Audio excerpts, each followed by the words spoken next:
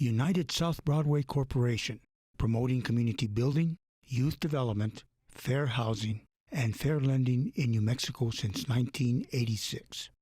We work with community advocates in 6 key areas: fair housing and fair lending, crime prevention, financial literacy, locally based commercial development, and opportunities for youth. USBC offers free HUD-certified housing, counseling, and legal services to homeowners statewide facing mortgage delinquency or foreclosure, and we offer anti-racism trainings for policymakers. Welcome to United South Broadway Corporation. Hi, I'm Debbie Norman, and I'm from United South Broadway Corporation, and I'm here to talk about the Fair Housing Act of 1968, why it's important for New Mexicans, and how we can help them here at United South Broadway. The Fair Housing Act of 1968 was established in order to prevent housing discrimination and housing segregation. For most of this country's history, both of those things were legal. And banks could refuse to lend to people based on the color of their skin. Landlords could refuse to lend to or rent to anyone for any reason. They didn't have to have one. So this law put in place protections for people from those two things. So there were basically 3 parts to housing segregation and how it worked. Redlining, which was the practice of segregating certain groups of people into different parts of a city. Zoning laws and deed restrictions, which also did pretty much the same thing. During the Depression, Congress established the Homeowners Loan Corporation, or HOLC, and they required the HOLC draw maps of every city and say where there was going to be risk. And generally, they wanted to establish risk based on race. So generally, white areas, suburbs, were colored in blue, and those were considered secure areas for risk, for loaning. Federal loans were not supposed to go to areas that were outlined in red, and that's where the term redlining came. And those were generally the inner city neighborhoods where renters and homeowners of color resided. So that was one way of segregating housing and providing housing discrimination. Another way was through deed restrictions.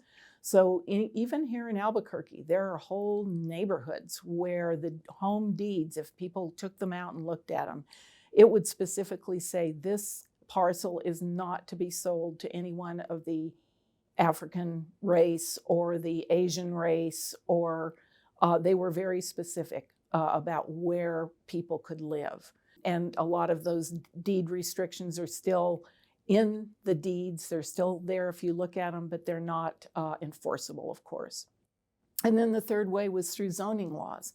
People could not buy or lease property in certain areas based on these zoning laws. And the zoning laws were generally set up to protect certain classes of people from mingling with other classes of people. So those laws were in place up until the Fair Housing Act passed. Basically, it took a long time for the Fair Housing Law to be passed.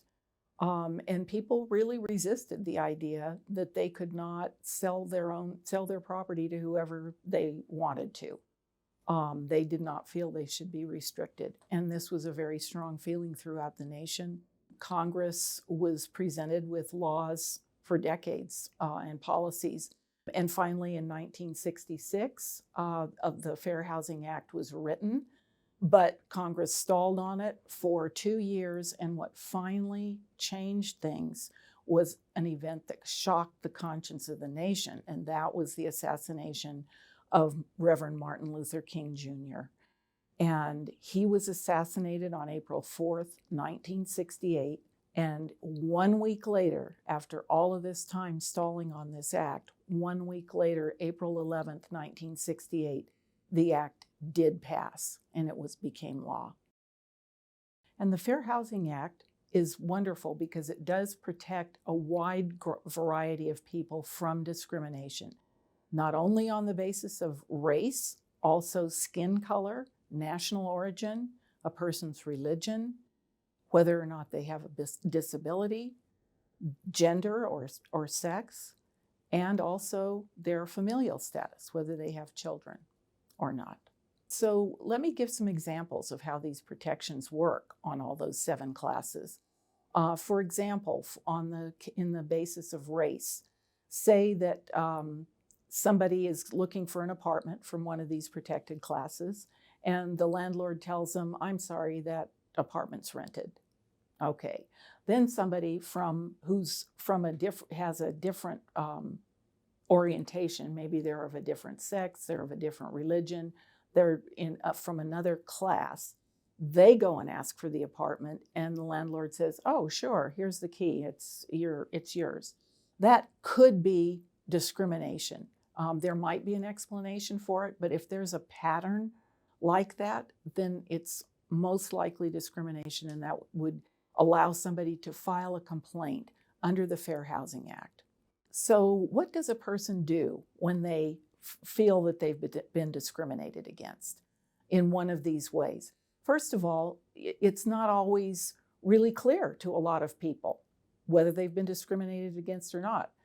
So they can always talk to a housing counselor at United South Broadway Discrimination and call us up and explain what has happened, and we can help them see if that might be something that's a violation of their rights under the Fair Housing Act or not. We can't make a determination. We're not able to do that, but we can at least give them some guidance.